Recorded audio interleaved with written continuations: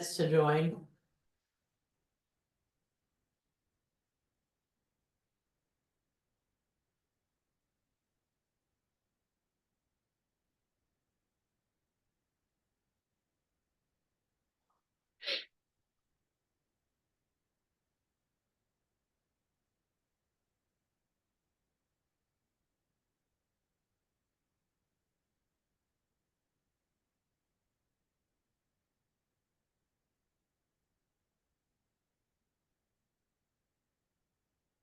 Good morning, everybody. Thanks for joining us today. Good to see everyone.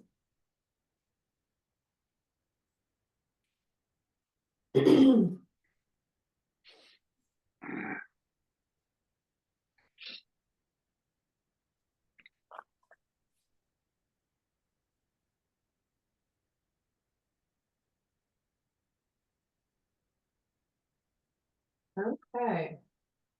So yeah, let's start moving forward. So welcome to Ready Set Grant. Nice to see everybody again. I hope everyone had a good week. And let's see, what are we doing today? Today is our final session, and we're going to be doing our funder panel today with representatives from Inovia Foundation, the Sherwood Trust, and the Ford Family Foundation. So we'll get to introductions for these guys, but yeah, a big thank you to them at the beginning for being here and joining us. And thank you to everybody who's jumping in right now. Oops. There you go. Let's not skip any slides. And our Ready Set Grant programming is supported by Ford Family Foundation and Sherwood Trust. So big thank you to those organizations who are represented today. And then quickly, or kind of quickly, because I know we still have some people coming in, but let's talk about Zoom etiquette today. So just the shortened version. I think depending on how many questions we have, and where our conversation goes today, we will definitely be ending by noon, but I believe our funder panel, we'll try to get these guys moving on by 11:30, and then we'll just have some wrap up at the end of this session, just our last final questions and conversation. So on Zoom today, actually, Jimena, do you want to talk about these features and kind of put things out? So as always, if you guys have any questions or if you guys have any comments, you guys can use the chat or feel free to unmute yourselves. If someone else is talking, we encourage you guys to use the raise my hand feature on Zoom. But yeah, if that's too complicated, just unmute yourself and feel free to ask any questions. Please be respectful when anyone else is speaking, and yeah, if we don't get to your questions, just please include them in the chat and we'll make sure to respond to them. Also, if you can, please use your please have your camera available as often as you can. And again, if you're not speaking, try to make sure that you're muted. Thank you. Okay, so we're all here, I think. We're all settled in, so let's jump right in. These are the wonderful people joining us for our funder panel today. So again, thank you guys for being here. I'll go through and I'm just gonna read a quick intro for each, and then we'll get moving through. So Scott, if you wanna give a little wave. Scott Ferguson is joining us from the Inovia Foundation. He's the Associate Director of Grants. Scott thrives mobilizing others to engage their communities to make positive and tangible change. He spent the past 15 years as a leader in higher education and as a community advocate, building bridges between community leaders to cultivate initiatives that support making vibrant communities. So thanks so much for joining us today, Scott. Brian Hunt, can you give a little wave? Brian's joining us from the Sherwood Trust. He's the CEO of the Sherwood Trust, which is a private place-based foundation based in Walla Walla, Washington. Brian is a former community publisher, and his interests include equity, civic engagement, and ground-up community building. The Sherwood Trust serves rural communities in Southeast Washington and Northeast Oregon with targeted grant making and nonprofit learning that supports the Trust's vision that everyone has a sense of belonging and can contribute to a thriving region. Thanks for being here, Brian. And Levi, can you give a little wave? Levi Williams is joining us from the Ford Family Foundation.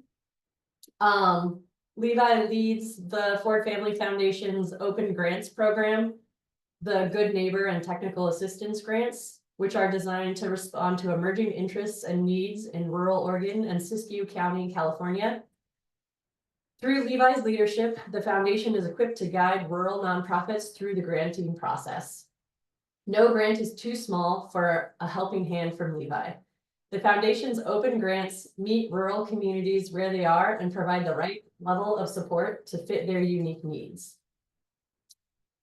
So thank you so much for being here, Levi. Thanks everyone for joining us. And then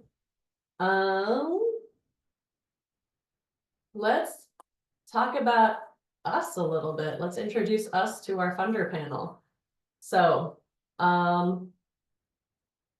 excuse me. Jimena, do you want to go over this slide? Yes. So together, today our participants are from 42 different communities. They serve approximately 26 counties, and most people are from Washington or Oregon. But we do have we may have a couple of people from Idaho as well present, and everyone focuses in areas ranging from health and education to economic development, to social and senior services. Awesome, thank you. Okay, so we're going to just start a little chat. So we have a couple organizations, a couple people who have been willing to share their projects that they're working on. So for our funder panel, the way that this course is set up is organizations come in and they a lot of times have a project in mind or are developing a project that needs funding. And we work on developing that project and getting all of the pieces together for a funding proposal like throughout the course. So everyone in the course has worked on a summary statement for a project. And we just wanted to share a couple of those with you. And if we have some people that want to share yours in the chat, if you don't want to come off mute and speak, feel free to do that too. Put your go ahead and put your summary statement in the chat and share that, or even a little bit about your organization. We're open to that as well. And otherwise, let's see, is Kim here? I'm here. All right, cool. Kim, take it away. Share what you're working on. So are we just sharing the summary statement or just Yeah, a little about your organization Okay. and then a little about your project. And you can read your summary statement or you can you know. I'll read it. Yeah. Hi, I'm Kim. I'm the city administrator with the city of Depot Bay. We been working on the various different projects, and one of the ones that I'm pretty passionate about, along with Neighbors for Kids, which I think probably the Ford Foundation folks are very familiar with. We want to rehab the park playground. It's old, it's neat, and the kids love it. They go down there every day. We did an informal survey of some people in the park one day to find out what they thought. But I think it's a very important piece of Depot Bay, and for our residents, mostly, I will say that our residents mostly use it, but we do have tourists and we've run into tourists down there. So my summary statement is, the purpose of this project is to address safety and accessibility concerns in our playground to ensure the well-being and enjoyment of our visitors and residents by replacing the old and failing play equipment with new, inclusive, and accessible play equipment for children and adults, removing the unsafe sand surface and replacing with new fall surfacing, and correcting an irrigation issue in the playground area. So that's my statement. Awesome. Thanks, Kim. Levi, have you done workout in Depot Bay? I know you guys have, but Yeah, we definitely anywhere on the coast, for sure. Neighbors for Kids and Toby Wynn, their executive director, know them well. Have supported them over the years as well.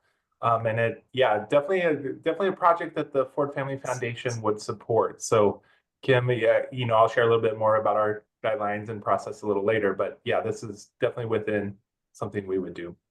Right, and we're definitely working with Toby. In fact, Tim and oh gosh, I'm losing her mind. Right, my Nirvana came up with some ideas, some playground equipment they want. So we're all very excited about doing something like this. So there is a grant that also opens up in January with the Oregon Parks and Recs. So we thought about, looking at two, and he did absolutely mention the Ford Family Foundation. So thank you. cool. Thanks so much, Kim. Mary Walker, are you here?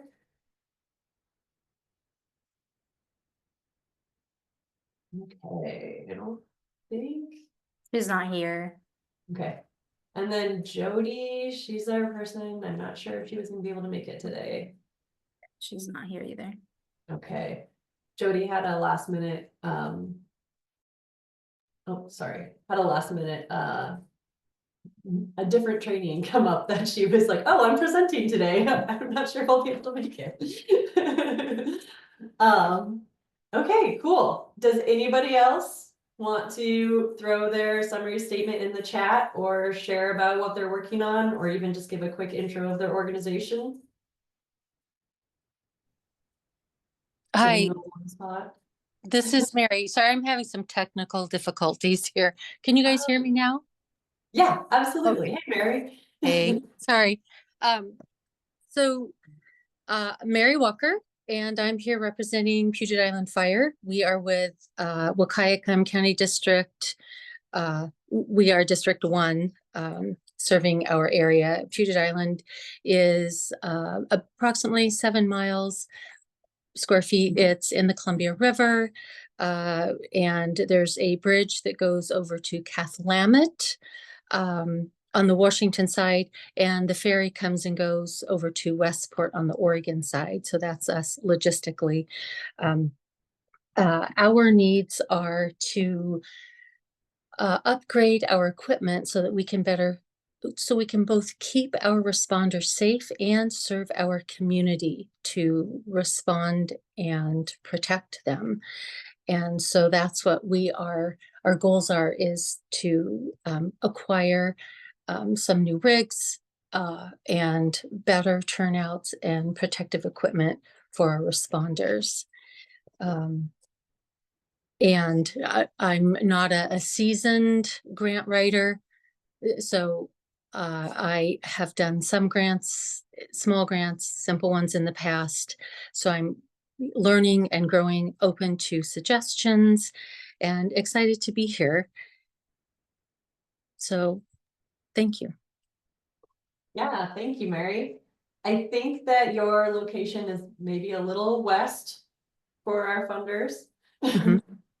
But I'm curious, funder panel, do you guys know like what are the funders in that area? And do you have people that you might direct Mary to? And that might be putting you on the spot a little bit, but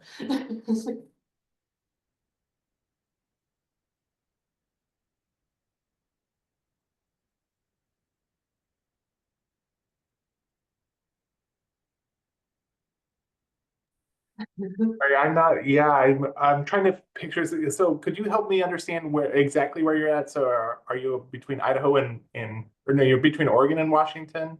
So we're in the Columbia River. If you are on the Oregon side, it's about 27 miles east of Astoria.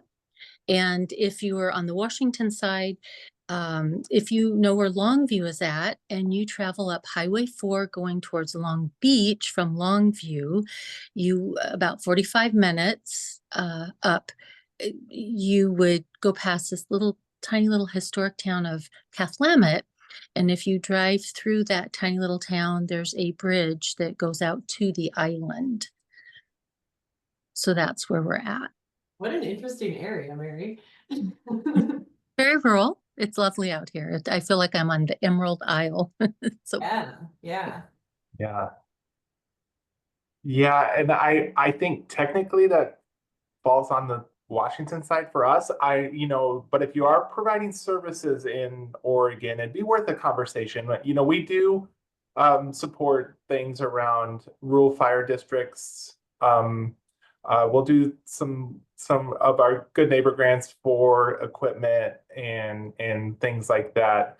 If you meet our guidelines, which I'll share here in a little bit, but typically we look for our bylaws require that we support residents in rural Oregon.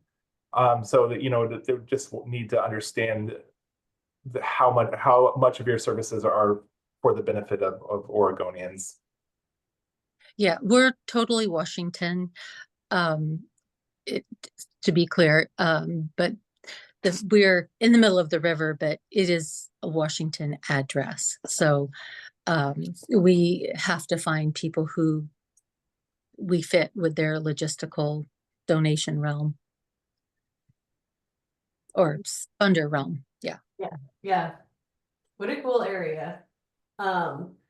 So do you end up being associated with like Seattle quite a bit, like with Seattle area funders or like King County funders?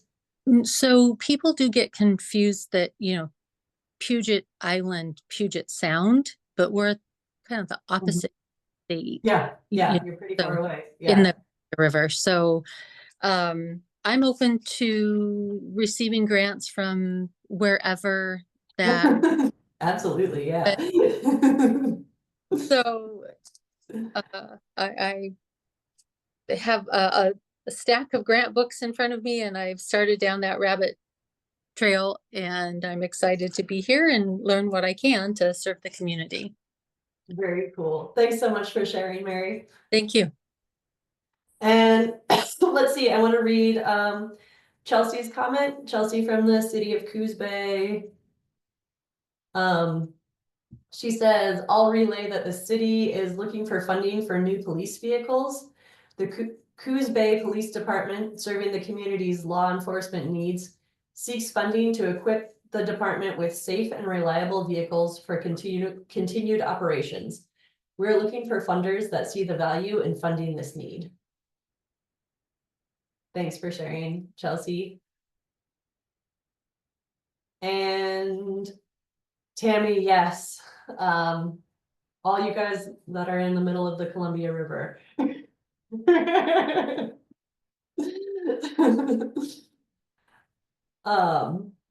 And then I see a really good question for Levi, and that is coming from, sorry, I always forget your name. Because it's your email in here. But we will save this question for the question section of the panel. And one last chance, does anybody want to share about their organization or talk about what they've been working on? Grace, I see a hand up. Yeah, thanks, Bonnie. I'd be happy to share. So hello, Brian, Scott, and Levi. How are you guys? We are the Rural Engagement and Vitality Center. We are based in La Grande. We are a joint venture of Eastern Oregon University and Wallowa Resources. Our organization serves all 10 Eastern Oregon counties, and we connect community needs with resources present at universities. So we our long-term overarching mission is really to create vibrant, prosperous communities in rural Oregon by kind of making sure that students and college graduates see opportunities for themselves in this region. And so we do a lot of work creating partnerships and paid internships to show students what opportunities are available to them and provide communities, nonprofits, kind of special initiatives with the talent and capacity that they need to succeed. So that is our project. It's super varied. Ford Family Foundation has been a really big funder of us so far. And our funding needs right at this time are very operational focused. So how do we kind of add capacity to our own organization so that we can bring additional capacity to the communities that we serve? So that's us in a nutshell. And thanks for the opportunity to share. Thanks so much, Grace. Joanna wanted to share. Feel free to unmute yourself, Joanna. Good morning, folks. Thanks for being here. My name is Joanna Turner, and I live in the Columbia River Gorge. I live in Klickitat County, and I currently manage our DFC, which is a Drug-Free Communities federal grant, doing prevention throughout all of Klickitat County. The project that I'm currently working on is we're year 7, and this grant has a 10-year lifespan. And so I'm working on our sustainability plan. How do we continue doing prevention efforts countywide for this really rural frontier county after we don't get federal funding anymore? So that's what I'm working on. Thanks for being here. Awesome. Thanks so much for sharing, Joanna. Okay, so let's put our funders on the spot now. So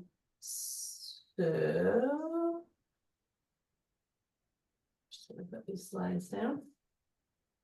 And yeah, let's just hear what your grant programs, a quick outline of your grant programs and what your foundations are focusing on. And of course, what areas you like, what geographic areas you fund, and then what programmatic areas you fund. And a little about your goals, values, your mission as an organization, right? So I don't care what order we go in. Does somebody want to volunteer to go first?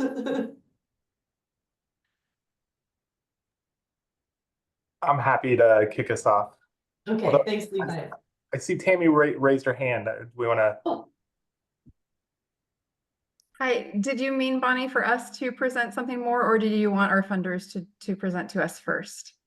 oh, I'm sorry. Yeah, I was moving on to funders, but if you want to share your organization really quickly, that'd be awesome. We'd love to hear Oh, from you. okay. Thank you. Yeah, I would like to very briefly. I did put in the notes as they were speaking earlier about the Columbia River issue of the 2 states. I'm here representing 2 different organizations, and one of the organizations I'm representing is our White Salmon Bingen Rotary Club, which spans the Washington side of the gorge there. And we have dedication to literacy programs to help young people, especially in the preschool and early ages, get into literacy to help them prepare for a better future. One of the programs that we are talking about working toward in the next couple of years is supporting the tribes along both sides of the river through a network of Rotary clubs on both sides of the river to help with back to school kind of efforts and any other specific efforts they might have for reading materials, books, that kind of thing. So I know we're speaking mostly with Oregon funders today. And so that was kind of my question is, how do we present the idea? Well, I guess, first of all, would you support this idea in each of your individual foundations? And how would we present that idea to you as it is a by-state effort? And we know that your funding may be specific to Oregon or Washington. Yeah, it's a really good question. I think we just want to learn a little bit more about how, the services you're providing for rural Oregon residents would be key to us. We're really focused on the majority of a project needs to be focused on rural Oregon or Siskiyou County, California for us. And so it's just, but there's a lot that goes into that. So on our website, we advertise 60% But Okay. there's also issues of access and what programs are available. So it's just different for every community, and it's always worth having a conversation. And I can get you, we have a community economic development department where this would really fit well with. And so, having a conversation with them would probably be the right step for us. Thank you. I appreciate the guidance. Awesome. Thanks for sharing, Tammy. And let's see, we had another brave soul. Terry, thanks for putting your summary in the chat. So Terry Edmonds with YCDA. Yakima County Development Association, YCDA, is seeking $20,000 to expand our bilingual small business accelerator program, supporting the growth and success of our small business community in Yakima County. By providing accessible small business development resources to local entrepreneurs, they have the tools to elevate their business to the next level. Thanks. Thanks for reading that. I realize it's not applicable to any of the funders on the call, but I just thought I'd throw it out there. And I realize mine is very succinct compared to the other presentations. No, but- that's great. Yeah, I think you have all the pieces in there. I think it works really well. Right. Thank you. Thank you. And Terry, are you interested in coming off mute and talking about your situation? This is interesting. The Oh, sorry, different Terry. Okay. I'm sorry. This It's Terry me. will. Terry Edmonds, go ahead. I'll wait. Oh, no, you're good, I think. No, Okay. Who's on first? I don't know. Terry Myers, it's you. Go ahead. Okay. So last Tuesday, little disruption in our life here. The board members resigned at a special board meeting and laid off all of the employees of the district effective on the 20th, which is Sunday. So basically our last work day is tomorrow. I am personally in the middle of submitting 2 grants. One is an OPRD one and one is for our local Rotary. And I don't know, should I? Because we don't have a board in place. We don't know where we're going. We don't have any idea about what's coming next, and we're freaked. Yeah, that's all sounds very sudden. So Not expected, not expected. Yeah. Funders, I'd be interested in hearing from all of you about how you work with organizations in transition. Okay, and I'm on the foundation and write grants for the foundation separate from the district. I feel like I'd need to go ahead, but I don't know who we're working with or for and Mhm. what they will want to do. Yeah, and I think you would want to pause for a moment and figure out who is this getting submitted under and who's taking like ultimate responsibility for this, right? Yeah, I don't know. So, I mean, I've been working for 3 months on the OPRD one and the Rotary one just, basically through the year I collect things and I know exactly what I need from them, but it is, I really have it, it's up in the air. Mm-hmm. Mm-hmm. Yeah, those are big transitions. I mean, so for our funders that are here, can you speak really quickly, each of you, about just like, do you work with, this may not be directly with the same as Terry's situation, but do you work with organizations that don't have a 501c3 status, or do you work with fiscal sponsors or any of those different options that you might see? Yeah, Brian.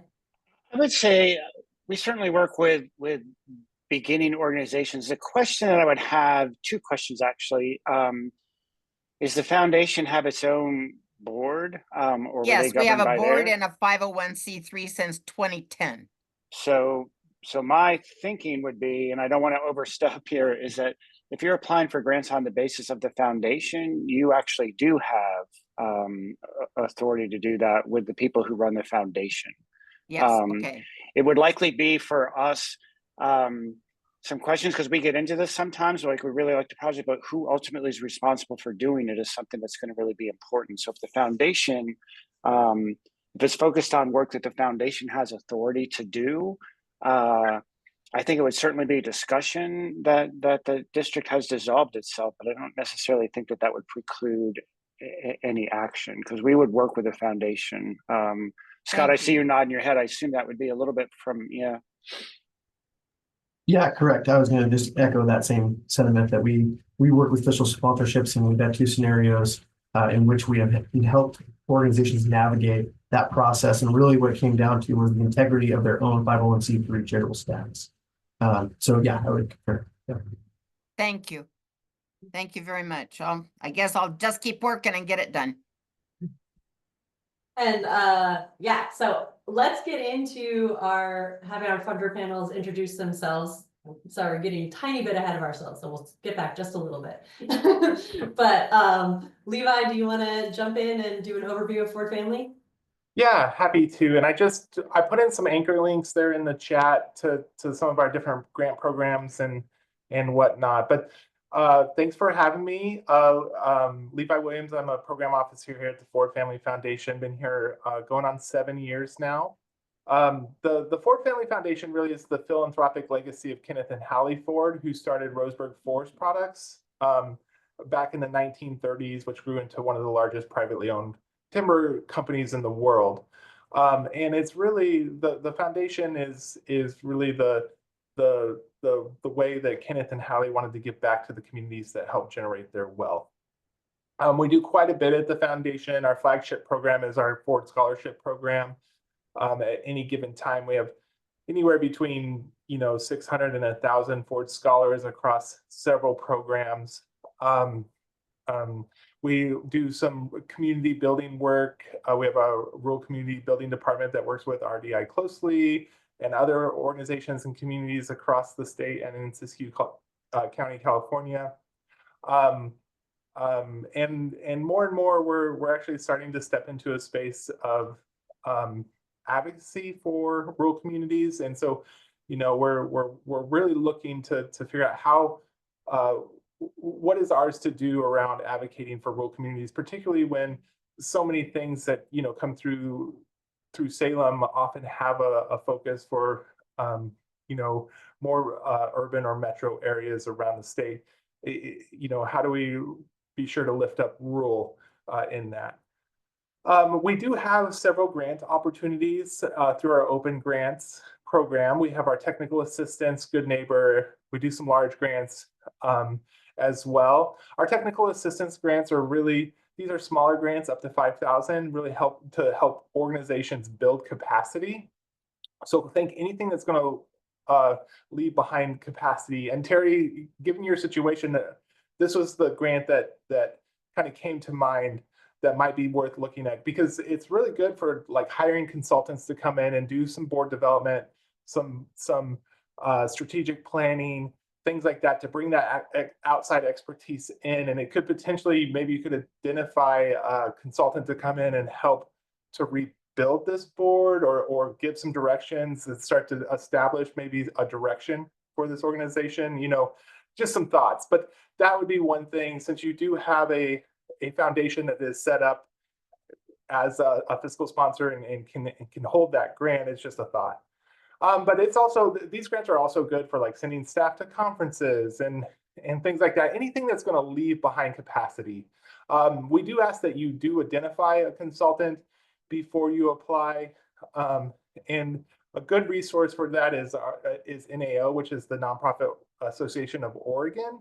On their homepage there, they have more resources, and they have a directory that you can go in and you can select what you're looking for, and it will bring up a list of consultants that you can reach out to.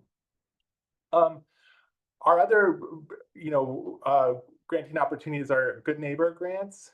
These are grants up to $25,000, really designed to meet communities where they are, where there's need and energy around a project. When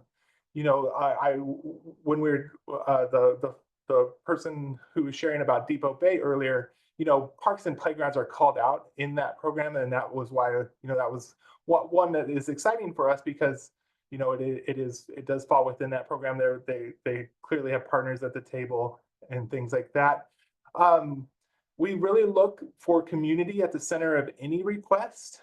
So, we do have some guidelines around our Good Neighbor grants. You need to get to 25% committed before applying. You can request up to 1/3 for a programmatic need, up to 50% for a capital need, but they do cap out at 25,000. And community really is the key for these grants. We look for that you have the right community partners in place. If you're a youth serving organization, do you have a relationship with the schools, that type of thing. And then we do look for some diversity in funding. We're not a year-over-year funder, so things like programs, it's how do you sustain services moving forward?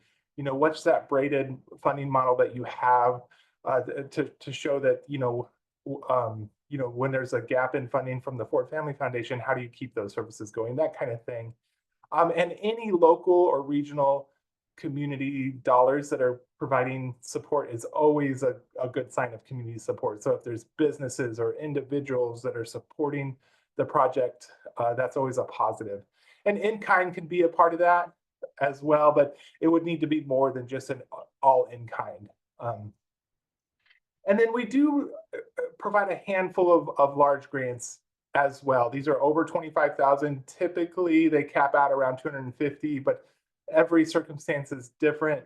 And these really are focused on, they need to really be in line with our funding priorities. So we really have 3 funding priorities at the foundation around family, education, and community. And within those 3 buckets, they're pretty specific.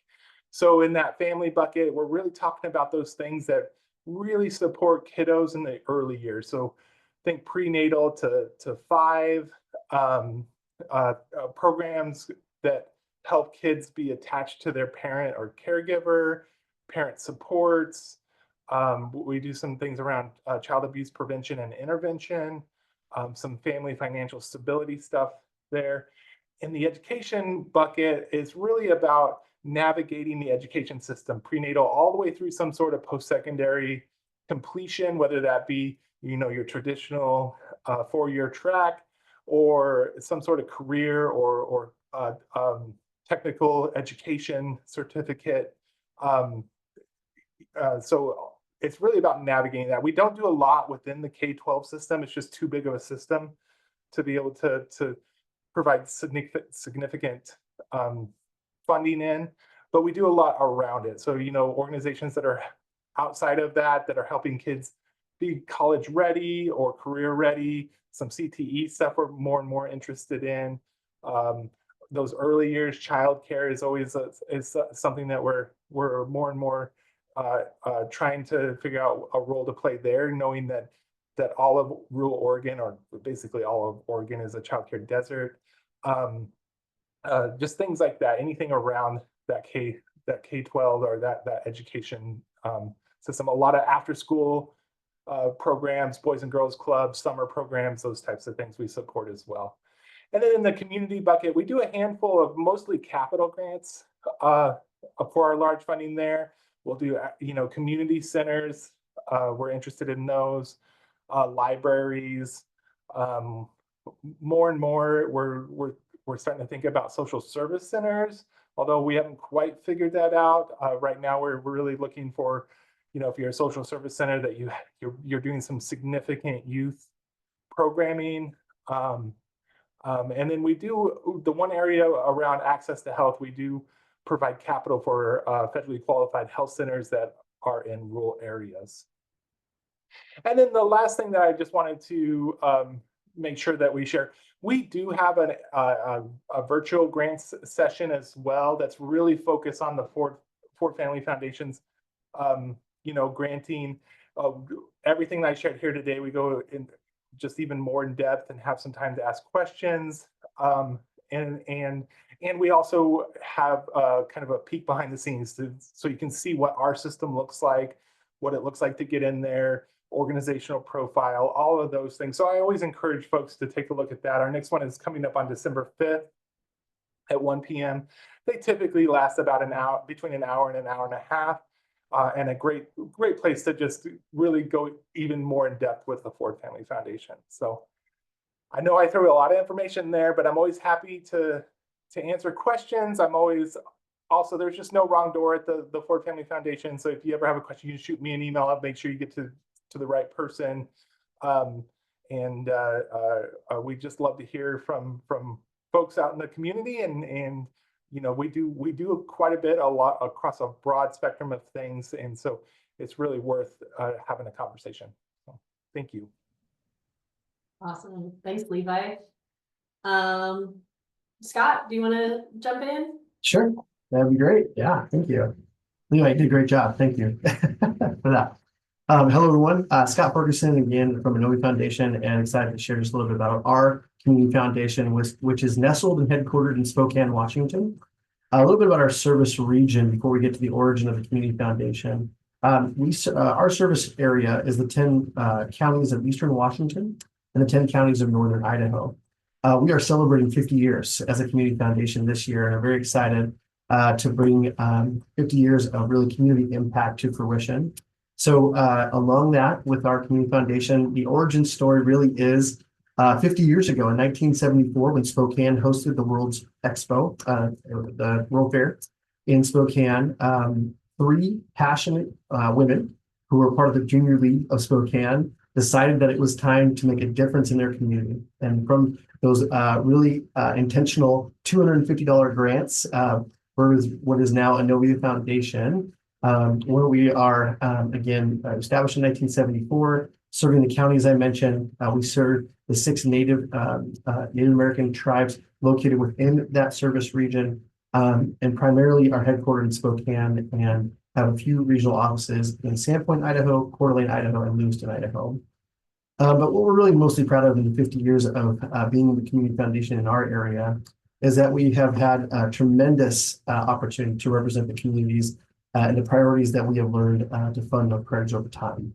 So with that being said, we really are excited about the fact that, as a community foundation, we are managing over 800 funds, having opportunities to now manage over $260 million in assets, which really translates into some pretty phenomenal work in coordinating some initiatives and community impact over the 50 years of our existence. With that opportunity to being said, one of those really ways that we show up in community for our community foundation, yes, is our competitive grant programs, which I'll speak to in just a second.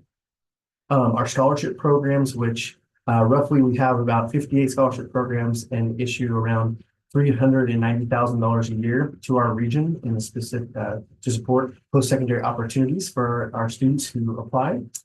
And then we do have some really strategic initiatives, such as our Launch Northwest initiative, which is a $160 million education initiative led by our executive director, Ben Small, who is really focusing on how we can make direct impact on posts from cradle to career in terms of our service region, around how we really help students achieve their highest goal and dream, and from all the way, again, from the beginning of life to their post-secondary opportunities. And so very excited about some of the initiatives, such as Launch Northwest, Community Heart and Soul, which is an initiative that we are very proud of, which really works with our local rural communities in Eastern Washington. We just selected our 7 communities that we're beginning this process with, which is a community-driven, community-focused community development program that will work with those rural communities over 2 years to really design processes to help them thrive. So we're very excited about that particular initiative as well. So as our community foundation continues to make those strategic investments, I'll talk a little bit more about our grant making. So for our specific community foundation, we have our competitive or community grants program, which is an open program annually serving our 20 county service region. We distribute about $1.8 million of discretionary funding to those communities, and then have an opportunity with those grants. We see roughly around 400 applications and about $4.6 million a year in requests, which is great because we know there's a lot of need out there, which is wonderful. So we do our best working with local community reviewers to be a part of our process. Majority of those grants are between $2,000 and $15,000 that went through our annual grant cycle. And those applications are usually reviewed again from our 4 regional committee members. We have Of our four regional committees, we have around 65 community reviewers that represent the local perspective and review those grant opportunities, and then are part of the recommendation process as the grant cycle comes to fruition. And so again, this particular grant program does serve all 20 counties within our particular service region. With that being said, we are incredibly lucky to have this grants program available to all charitable organizations that do meet the eligibility criteria of being an eligible 501c3. This particular program has a little leeway to add municipalities and civic groups based on the prioritization of our board. But with that, and so we are just very proud that we're able to make as much impact as we can through this particular competitive grants program. So that's the overview from us and our grant making for this competitive program as is. Yeah. Awesome. Thanks so much, Scott. Yeah. Brian, go ahead. Awesome. Thank you, Scott and Levi. I always learn something whenever I hear from Ford Family or Innovia. Sherwood Trust is in many ways a much simpler operation than these. We were founded in the 90s by Donald and Virginia Sherwood, who left about $10 million to Sherwood Trust. To date, we have granted out about $37 million in grants, and we have about $37 million in our investment accounts. Corpus is the key word there for that. So Sherwood Trust is a place-based foundation, and what that means is that we serve Walla Walla County and Columbia County in Washington, and the community of Milton Freewater, not Umatilla County. That reflects sort of our local region in that way, and we really, really appreciate, and I really appreciate the ability that we get to work very closely with our grant partners. I can get from one end of our area to another in about an hour 15, do it all the time. And Walla Walla is the biggest community in our region. It's about $35,000 people. But we also have a lot of small communities. I was just in Starbucks a couple of weeks ago, a community of 159 people for that. So Sherwood Trust, we're place-based, so we're not focused on any one particular area, in terms of behavioral health or childcare or something like that. We're really open to everybody. And we're relatively unique in foundations here for that, because we can make relatively large grants. I've been working on a grant for $500,000, and I think the smallest grant we had was about $2,500. So Sherwood Trust grants about $1.2 to $1.3 million a year. And in 2025, all but about $40,000 of that will be in a competitive program. The $40,000 is we have small grants every year to a group of 13 organizations that our founders funded when they were living. So that is a legacy operation that we do. Everything else is competitive. And Scott, I'm glad you mentioned how many requests you get. So if we're going to grant out about 1.2, we typically have about $5 million of requests. And I've been in this work about 5 years, and I promise you I have not seen a bad grant request. I have not. It doesn't mean that we cannot we can fund them all for that. So the thing that Sherwood Trust really is looking for in the work that we do are those organizations, and it's 501c3s and government organizations that have projects or work that really support our mission, that everyone here has a sense of belonging and can thrive. And what Sherwood Trust seeks to do is to be a catalyst for that sort of positive change. What that means is we tend to focus a little more on larger grants. 150, 200,000 would be a typical grant for us in many ways to support long-term. The other thing that maybe sets Sherwood Trust apart a little bit is that if you're for Sherwood Trust, we're much more interested in how the work gets done. We understand that people are hungry. We understand that there is great need in behavioral health. We'll meet you there. The funding discussion is going to be is this organization going to fulfill those needs? Just because people are hungry and you have an idea to feed them does not necessarily mean that. So we spend a lot of time asking questions about, well, how are you going to do that? More than the what or the why. We have a reputation, I think well deserved, of we can be intense. We'll go into your financials. We'll have lots of questions for that. And I don't mean to do that in a way that makes anyone nervous about their financials. A couple of years ago, we had someone submit financials on 3-ring binder paper.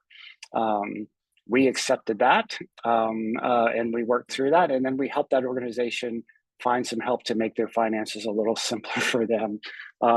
So we're open to all. And in the last couple of years, we've really had an effort that continues in our equity practice to really seek out those organizations that we have not funded, to really seek out those ideas that are not yet in the world of certified 501c3s for that. And so the questions we are always asking are who have we not funded and who have we not met for that as we look. We believe strongly in trust-based philanthropy. I'm not sure if you spend any time on that. For that, we have relationships with the people we work with. But part of trust philanthropy is making sure you're bringing new people in, so it doesn't just become the status quo. We like these organizations; they're really good, and so they go to the first of the line. We work really hard to not do that. Sherwood Trust does grants in 3 particular areas. Capacity grants are for organizations that are trying to expand their service or do something new. We don't generally do general operating grants. We're going to want to have some vision of what the next innovation is. We define that very broadly. So it doesn't have to be we have a whole new everything, but we want to talk about what you want to do that you're not able to do now. For that, we have a long history of making community-focused grants. These often are parks, a little bit of public art, and those kind of things. Parks, we think, is really belonging 101. For us, 88 bathrooms is another thing that we think are belonging 101. We have funded many 88 bathrooms in our region, and we know how to do that. Capital grants are the other ones that we do. Our board, we have a fair amount of expertise on capital projects. And so we take those on, and that can be everything from, painting the museum, 88 bathrooms, getting a daycare center ready for the very arduous regulation process of getting approved in those ways. So in the best scenario, we are open. If you have an idea in your organization or a government entity, and that idea supports people belonging, and that's super critical, we want to talk to you. All our grants are, as of next year, competitive, and so this is a whole process. We don't tend to do a lot of, I'll say this differently, we worry that we are not being equitable when we work with friends and family that we know, and I mean friends and family by organizations we've funded a lot of times for that. So we're not really in the emergency funding lane. We're not in the I just lost $200,000. Can you help me tomorrow? Can you give me a bridge loan? We love those projects and we love when they get funded. Our worry is that who might not approach us for something like that, and are we really perpetuating again this idea that it's a club, and if you know me or you know the board, you're somehow going to get favor. We spend a lot of time on that, and that is a fundamental core aspect of the way we would look at equity. Our process is relatively simple in that we have a 3-step process. The competitive program will open in January. We work with a letter of intent. These are all online forms for that. What are you trying to do? and how are you trying to do it? The board reviews those. I don't make grant decisions, don't want to make grant decisions. And then they decide which of those LOIs move forward to an application phase. The application phase for all our grants next year includes a site visit. And so the application will include questions about what you're trying to do. Why do you think you can do it? We spend, again, a lot of time on financials, but I would like to think less about gotcha or we don't know, and more about, are there ways that we can help you? Financials are daunting for many, many people.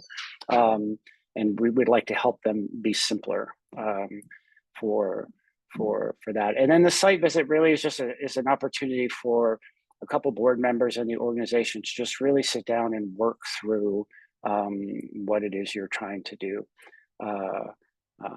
in that way. And then, so that happens all in the spring, and then we make awards in June, typically for that. And that may change after 2025, but that's sort of the process we're in now. We're very excited. We have a big pool this year and are anxious to get that going.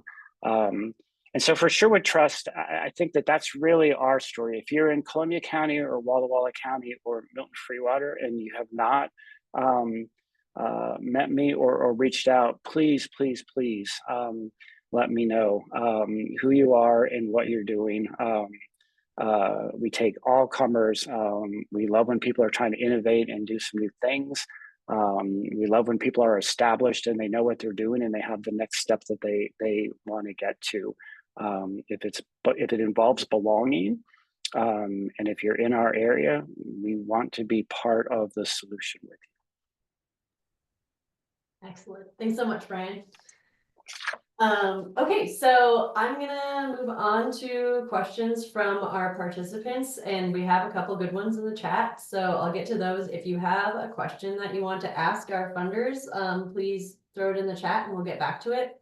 I'm gonna start with the most recent one first, and then I know we have two more before that. But Tammy Kaufman asked a question for all organizations, for all our funder organizations.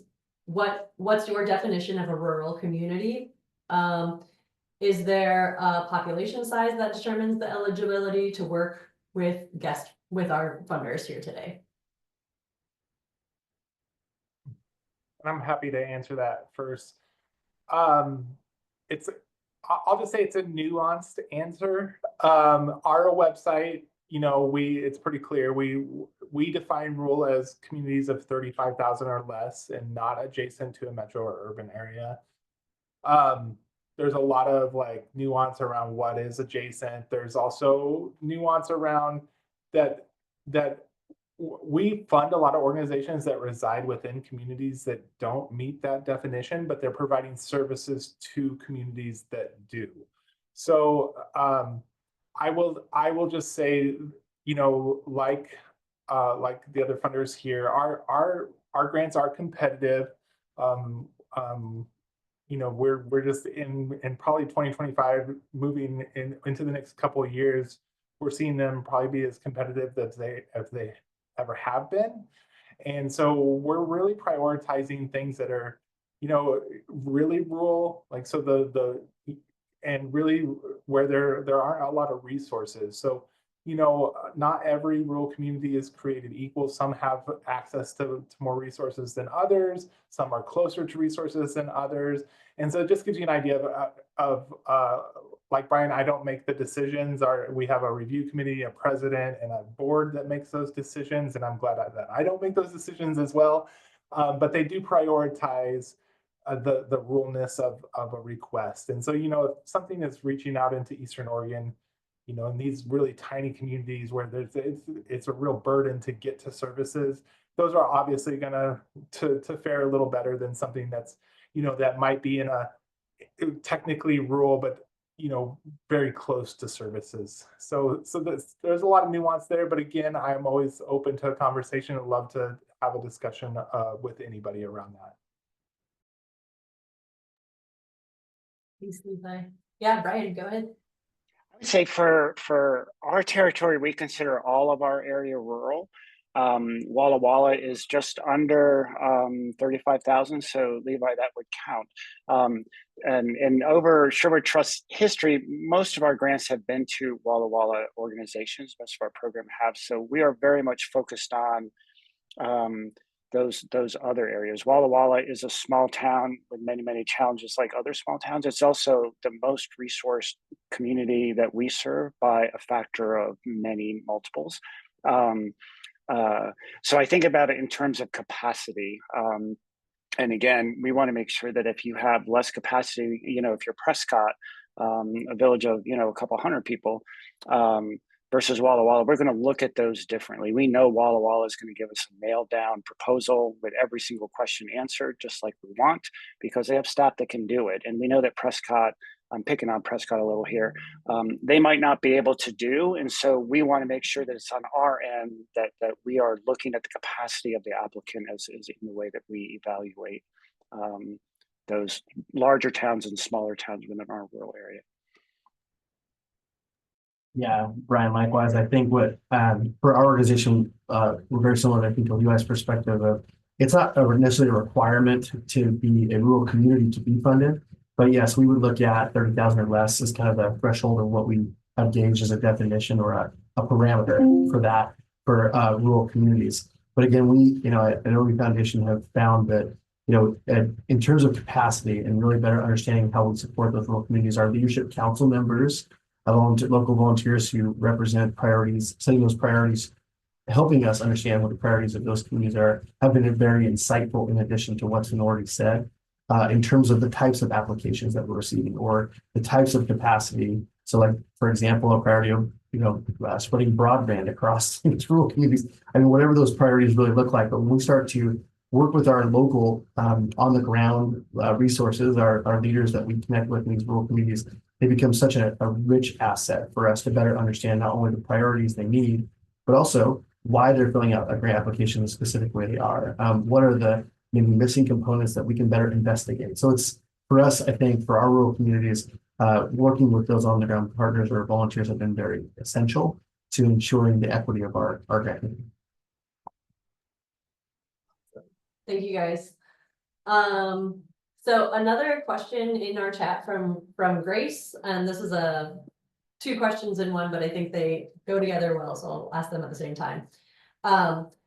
First question, what are some critical mistakes that you see organizations make in the grant application and the stewardship process? And then second part, what differentiates a great grant application from a middle of the road grant application? Go ahead, Brian. I'll jump in and remind everybody, I've yet to see a bad grant application. I've seen a lot of applications that have that come from varying levels of capacity for that. I think for us, what I want to speak to is and we have evolved this.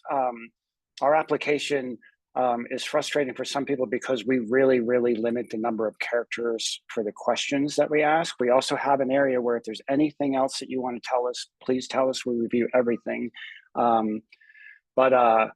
But what I would say is simple language. You know, I come from a world of newspaper and headline writing, and so I always think headline writing is the most important skill. So we ask now, like in one sentence, what would this grant accomplish? And that comes from, and I'm going to say this capacity. We're not making anyone wrong here, but I've read literally 3 paragraphs of what a grant's intended to do, and I couldn't tell you what it intends to do. And that's not on the applicant, that's on us. So we have found ways to think about asking people much more succinctly, like really, and just give me one sentence of this. I know there's all these other things about it, but we try to break that down into sort of manageable components. So I don't think it's a mistake, but I think really clear language and think of a headline. If you're among my generation who remembers what headlines were, is that how do you best tell what you need to tell in like 10 or 12 words? That is massively helpful to us. Yeah, thank you. And I appreciate that the Sherwood Trust, you've mentioned it a couple times, Brian, but the like the grant application is kind of the beginning of a conversation, right? There's some back and forth that happens after that. Scott or Levi, anything you want to add to that or any other thoughts? No, I just would like to, yeah, affirm the fact that it's not a mistake, but don't underestimate having a relationship with the funder. I think sometimes there's like the stigma or maybe apprehension that the funding foundation or entity really is just waiting to receive whatever documentation and making a judgment. And rightly so, this is a relationship. This is what we tell folks all the time. It is important to us as a community foundation that we get to know you, your organization's mission, what you're trying to accomplish, just as much as we receive the application that you provide. So it's not so focused on technical as much as, can you share your story with us? Can we be in communication before the grant deadline is due so that we can have engagement, help you feel more confident in creating the kind of proposal that you feel confident would be representing what you're trying to accomplish and creating the kind of relationship with the funding entity. I think I just want to encourage that conversation. I think for our foundation, that has been so essential to the work that we try to accomplish by, again, igniting generosity that really does transform communities. We can't do that if people are intimidated in any way or feel like the kind of grant application that they provide doesn't measure up or hasn't been funded in multiple consecutive cycles. So why continue? So a lot of those, I think, apprehensions can be solved by creating that relationship, reaching out, being intentional. And I know from our community foundation, we are so honored to learn more about your organization's missions and how we can partner with you. So I just want to reiterate that as well. Yeah, thank you. And I know, oh, Levi, I'll let you go. Sorry. Yeah, and I was just gonna echo both what Brian and Scott said. You know, it's just being concise and explicit in the request is always helpful. We do try to reach out when we can to get clarity. Some of the common mistakes we see things. There's always questions typically around financials and stuff like that, but we try to reach out and ask those questions. So I always let folks know that it's not about being perfect. It's just it's about reaching out and a relationship always helps to Scott's point. And then that we can't fund everything, but we do try to get to a yes when we can. Yeah, and I know Levi had mentioned earlier that when approaching Ford Family, they take a strong, no wrong door approach, right? Like, reach out to somebody and we'll get you to who you need to be talking to. So I'm also hearing and taking away, and correct me if you hear anything different, but when you're doing in that stewardship process, that these are also normal relationships. It's not like a boss and worker sort of relationship or super formal or anything like that. It's just like reach out, like, hey, I want to talk about my project. Who should I talk to? Yeah, cool. And I found that with you guys too. Thank you for being so welcoming. MD, let's get to you. I know you have a couple questions in here, and a lot of them relate back to conversations we were having earlier. There's one I want to get to specifically. You made a comment about so if I'm out of the region and Ford Family Foundation's saying we want to be sure that we're serving 60% of people in the region, at least 60%, you're in that 40%. Maybe it's not that specifically, but if you have a project that is a pretty close fit, but maybe you're like, oh, I can see a couple gaps. Do you guys want to hear, what's the best way to handle that? Is that a contact you first? Is that throw in a proposal and we'll see what happens? What actions do you have? Yeah, I would definitely reach out and just have a conversation, because like I was saying earlier, there's issues of access. So you may be well below that 60% threshold, but you're the only organization providing services in an entire county or in an entire area. And we take that into account. It's one of the lenses that we look through. And so it's so much more about just that percentage of who you serve. It's where you're at, it's the service, it's the access. And so, yeah, please reach out and we can give you clear guidance once we understand a little bit more about the project itself. I would just jump in and we do everything we can to have a conversation with folks before they begin the application or in the process of the application. Because my job really is to make those applications, to work with people to make those applications as strong as they can be. So when the trustees get to it and they're making evaluations, they don't have technical questions about it. So we really, really encourage people early in the process to reach out. Not necessarily like, hey, is this idea or this idea the one? We get that a lot. But I'm thinking about this. How might that play? We love those conversations, and some of the best grants that we've done that I've been involved in started from very, very early conversations over time to funding to success. Yeah, let us be your partner and let us help you. That's our job. Yes, thank you. Thank you very much. I think one of the biggest things, folks and gentlemen, funders, that I'm getting from this is a decrease in the amount of apprehension and intimidation that I feel in approaching now the funders. I've written, and Brian, your newspaper comment really hit home. I've written professionally for magazines and newspapers for the last 31 years. Brevity is not my strong point, so that's a great piece of advice. But the more you gentlemen talk, the more you folks talk, the less, I guess for lack of a better term, afraid I am to make a mistake on this paperwork. So thank you. Awesome. Thanks, MD. So again, if you have any questions, throw them in the chat. I had one that I wanted to ask our funder panel today. I know we're a lot of us are ready to forget about the pandemic, right? I'm sure all of us are.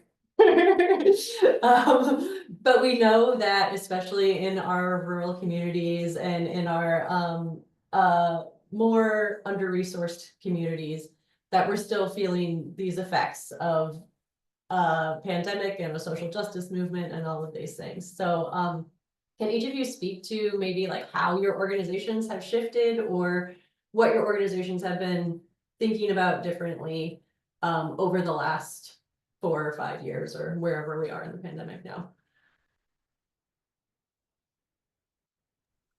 Yeah, happy to lead us off. There's a couple things that come to mind when think about the last 4 years in particular. The first that came to mind for our communities is one of the things that we've seen. I don't know if it was driven by the pandemic, but this idea of this great resignation, or we've seen tremendous turnover, particularly in the nonprofit sector here in Oregon. I'm having conversations with either new nonprofits or nonprofits that we've had relationships with for years, but almost their entire staff is new.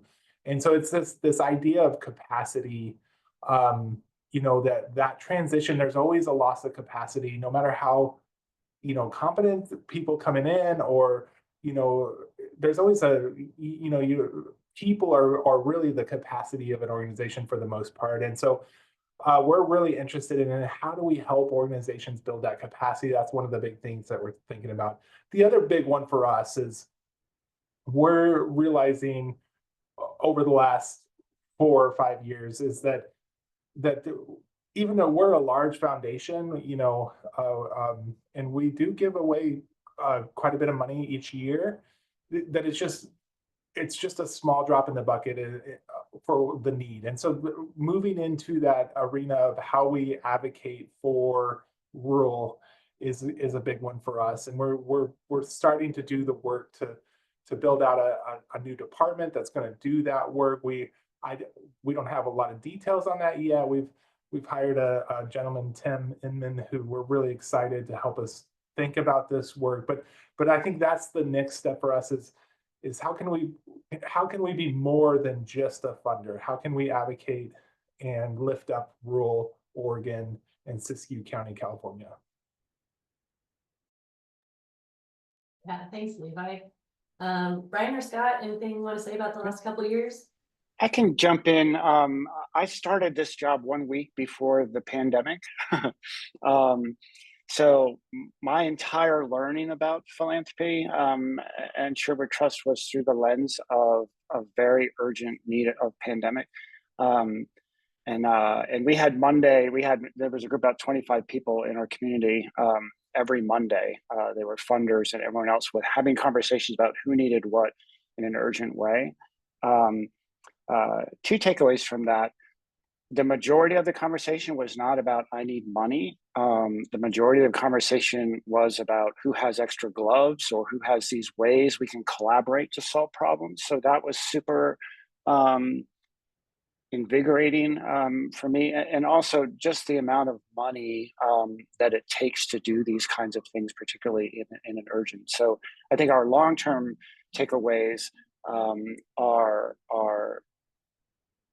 we're doubling down on our intentionality. I think COVID exposed the fragility of our systems, and I think many of us understood them to be fragile, but maybe not to the extent of the fragility. It opened up a lot more need in our communities. And for us also, it really made us think about who don't we know? I'm going to come back to the theme here. And what organizations have we not helped? Because the other thing that was obvious is it really does take a village to support a village in that way. So I think about those first months of those Monday morning meetings as really defining a lot of the way I want to approach this work and a lot of the way that we want to help people solve problems. Thanks, Scott. Yeah, absolutely. Thank you, guys. I think two components that we have learned from our perspective, from our foundation, is really first was that we had a tremendous array, especially since the deficit of educational learning and opportunities to help communities and their students in their communities with just all of the challenges that the pandemic presented in terms of relying again on reliable internet, having almost a year and a half setback on average for most students in their learning environments and their school systems. And so we really looked at one of our core framework components in terms of ensuring that everyone thrives by how do we help these rural communities close the opportunity gap. What are we going to do to ensure that we are rallying our rural communities to feel empowered, to know that we hear this quote all the time, and it was really resonating with us, is that we had a local resident from one of our rural communities say, why don't our own kids call this home? They want to get jobs, they want to move on, they want to go somewhere else. And the reality of it was that resonated with us. We wanted to better understand why that was a priority, and in order to address that gap, really was how our educational initiative Launch Northwest was created to address these several smaller rural communities with so much support from funding entities to really address the core systems of what these students need and ensuring they have a promised scholarship to head to their post-secondary opportunities. That's so essential. And we have seen so many rural communities step up, want to be all in about how to help these students, not only get back to where they were, but really achieve their goals. So closing the opportunity gap was one component we saw and learned. But I think the other is really just how do we help our rural communities stay in community? It was, last year our particular theme was, really our funding theme was around, bringing people back out in community and relearning how to be in relationship, physical, in contact relationship, because that was a difficult thing. It really did. The pandemic set back the opportunity for communities to connect, to be, have healthy civil dialogue, just so many components of what community means. And so we really worked diligently, and even this year we're awarded a grant for the Trust for Civic Life to begin working on creating civic hubs in our rural communities. So creating infrastructure with personnel in those communities that represent those communities to build really intentional operational support for these communities to come back, be in community, and thrive. And so we really understood that was kind of on our agenda to connect with local rural communities. What were their priorities? How did they determine these? And then to seek even outside funding opportunities for our community foundation, in which we have a director of community development. That will be their whole rural strategy, is to work with these communities and create that infrastructure for the next 3 years. And so we've been really responsive to that question, but understanding that it does, oh my goodness, Brian hit it home. It does take a village to support a village. So we are very supportive of all the efforts and all the feedback that we get, because that iterative process makes us so much stronger in the type of collaborative leadership that we can do in those communities. Yeah, thank you. Thank you to all of our funders and your organizations today.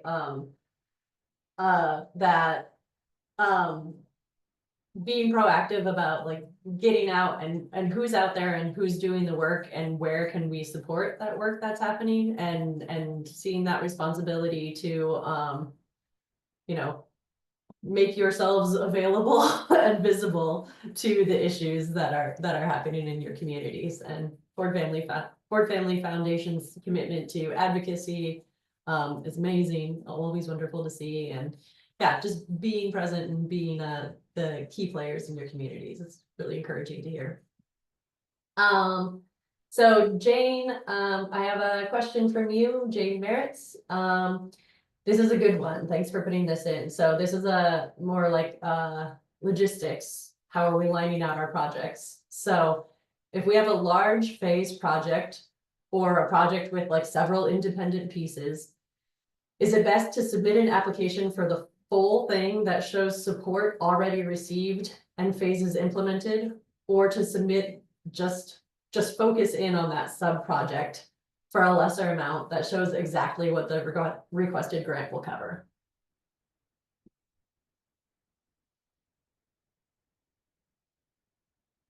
Yeah, I'm happy to, just from the Ford Family Foundation's perspective, we actually get this question a lot and see this quite a bit, particularly with our capital grants. And it kind of just depends. We really do want to understand the community piece. Like, where is the community? That's the question that our review committee and our president and our board's always asking. They're looking to see the community as part of the project.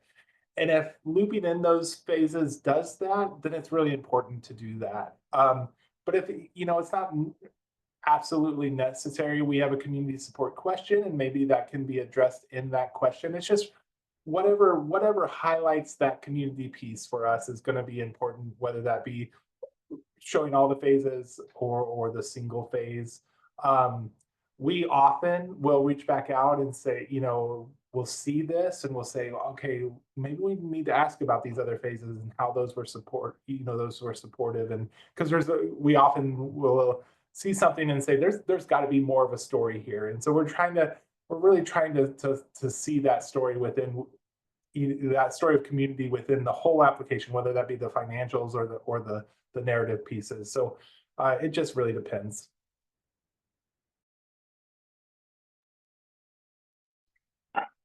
I would say, to Levi's point, it depends a little. For us, we can't fund like fully all the projects that we want to be able to do. And so, and there was a period of time where Sherwood Trust loved being the last funder. I think all funders love to make the dollar that makes the project go. We don't think about that in the same way so much anymore. But I think having a project that is multifaceted and you've accomplished some other parts of it, and this is the one that's next, could be compelling. If it's the other way around, and I've seen those, is like, we have 10 things that we want to do, and will you help us get the first one started, and then we'll go do the other 9? That's less compelling for the trustees, because again, they want to be investors. They want to invest in the community, and they want to make sure there's success. So it's a little, like, it just depends. But seeing other funders involved in a project helps us. And we know that when we're involved in project, other funders tell us it helps them too, for that. So it's really just breaking it down to the part that you're asking this specific funder for. But if it's a later phase of something that's underway, that could be much more compelling than, we need you to help us get started, and then we're going to go do these other things with a whole bunch of other things. Is less compelling. Yeah, agreed, but with both of my panelists here, but I think from our perspective, what we really look for is what our recommenders look for is what is the return on investment? And that's not a negative. It's really about to that point of sometimes we do have very compelling phase one opportunities, but the compelling component came from the collaboration of who's invested in the project. So it's really thinking strategically about, if it's a phase one ask, who's a part of that phase one, so it doesn't feel as maybe one only organization asking, but a collaboration of potential partners to make a more compelling case has been helpful to our recommenders, because then they can see the full picture of why phase one is so important. So that's just a recognition we have.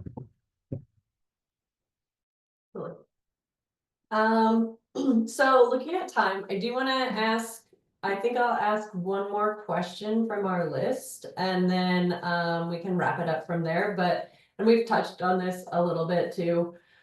But I do just want to give each of our organizations, each of our funders on the panel today, a moment to talk about what types of support do you provide, and where do you see yourself fitting beyond those grants? So beyond funding support, what else is your foundation, where else does your foundation fit in with supporting organizations?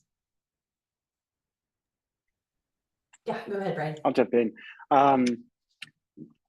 Money is really, really important to get projects done, but money is not everything. And so at Sherwood Trust, we have a couple of ways of doing that.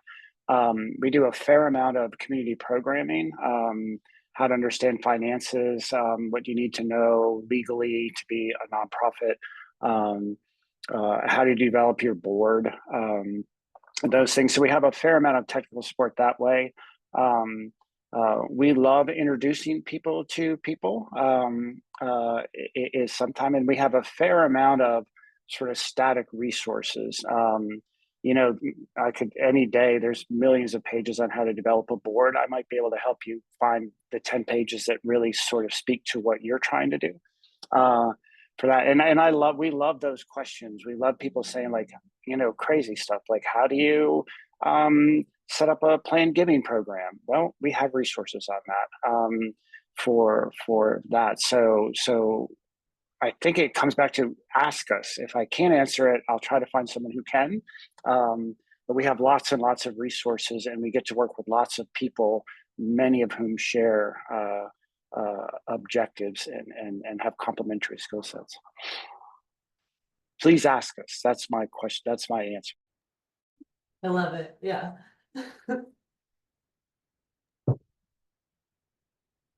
Scott, go ahead. Yeah.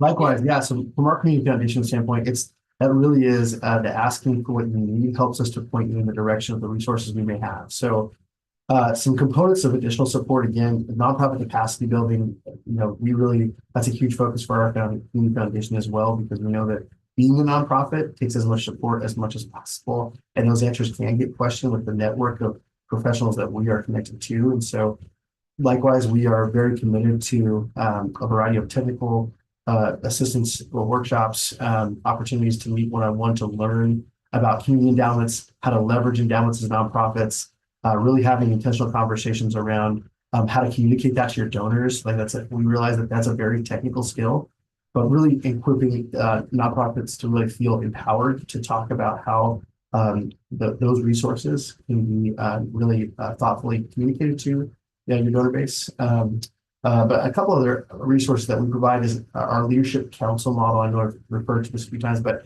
working, we have with all of our about 120 volunteers throughout our service region that represent our 20 counties. And I think what's really helpful about those particular opportunities to volunteer is that we again glean so much from what the priorities locally are. And I say that so that we have opportunities to be more proactive in responding to what the community needs versus being reactive in maybe a competitive grants program waiting to hear what the need is.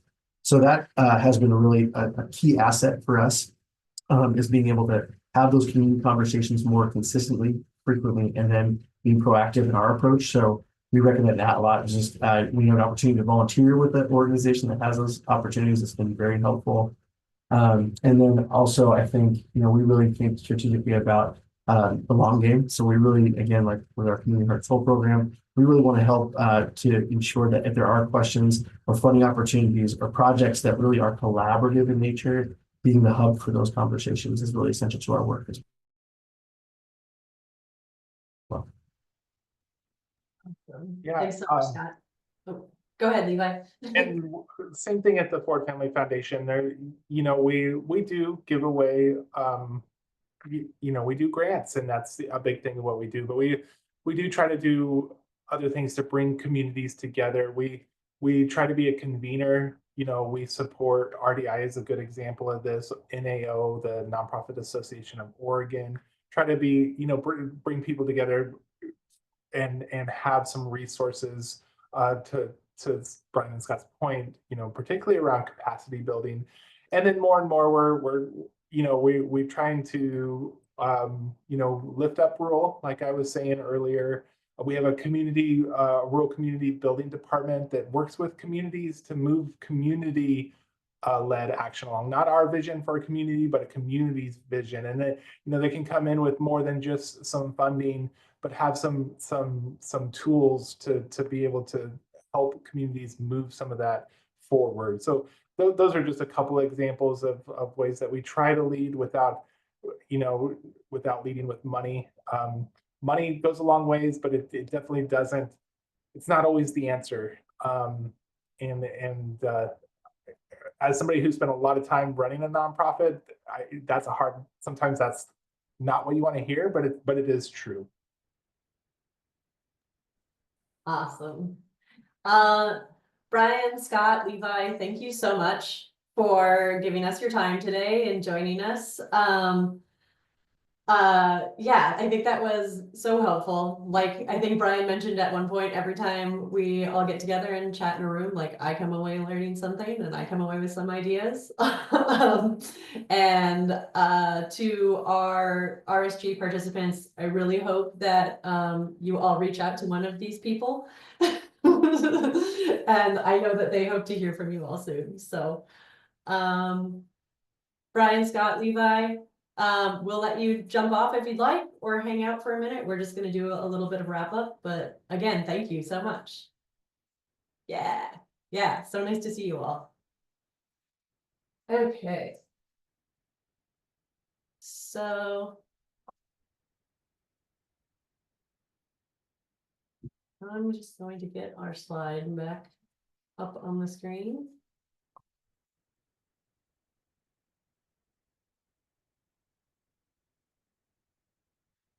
Okay, group. We are winding down our time. So, for wrap up, I just want to open up the floor. Are there final questions, comments, gaps, logistical things you need to know? And I'll say as part of that, that we will be sending out the link for grant mentoring from Kelly Nonprofit. We'll be emailing that along with all of the course resources, the recordings, the links that we've saved, and the worksheets and handouts. We'll be sending all of that out in an email. And when you receive that email, I don't believe it'll come out today. Amanda, do you think we can do it tomorrow? Yeah, it'll get sent by tomorrow. Okay, awesome. Sorry, we haven't made a plan on this yet, but we just commit. We'll do it tomorrow. So look for that email. Again, the link will be in there to connect to Kelly Nonprofit for your specific technical assistance questions. Like, I'm working through this grant and I really just can't get a budget together, or I really need help on this needs statement, or whatever it is. I need to think through, like, who are the funders that I can find. And then, since we have some time together, Jimena has put in a link in the chat to our post-class assessment. For anybody that has a couple minutes, I would invite you to just click on that and take that right now, or at least click on it and open it and then log off of this, so we're not sitting here staring at you taking it, and then take that. we really appreciate your feedback. It helps us design our programs and move forward. Otherwise, before we wrap up and people start jumping off, any questions or thoughts? Hi, this is Mary. Are there any books or websites that you guys would specifically recommend that we gravitate to for research and further securing knowledge and grants? Yeah, I want to recommend the Nonprofit Association of Oregon again. I know Levi mentioned it today, but they really do have, like, they have lists of funders and they have resources. I was just on there. I was doing some technical assistance with an organization who's just getting started, and they were looking for like information about an annual appeal. And they, in the resources section on the Nonprofit Association of Oregon, they had some really good resources there. So, and then another great thing about that, there's a Nonprofit Association of Oregon. There's also a Nonprofit Association of Washington. And I really want to say there's a Nonprofit Association in Idaho too. Christine? There is, it's the Idaho Nonprofit Center, but they are merging. So the Idaho Nonprofit Center and Idaho Community Foundation are merging into one resource. And so I don't know what the future will be called. And NAWA is the Washington one too. Thanks, Becky.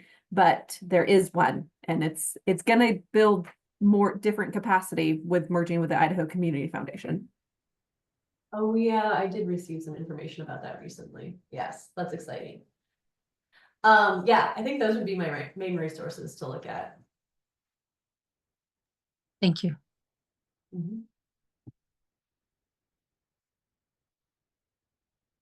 Okay, so again, there's the link in the chat. Maybe Jimena, you can put that link in there one more time, and we'll send it in the email as well. But if you have a couple minutes, please complete our post session survey. And thank you all for being here. It was so nice to learn about your organizations, learn about your projects, and yeah, see those projects develop.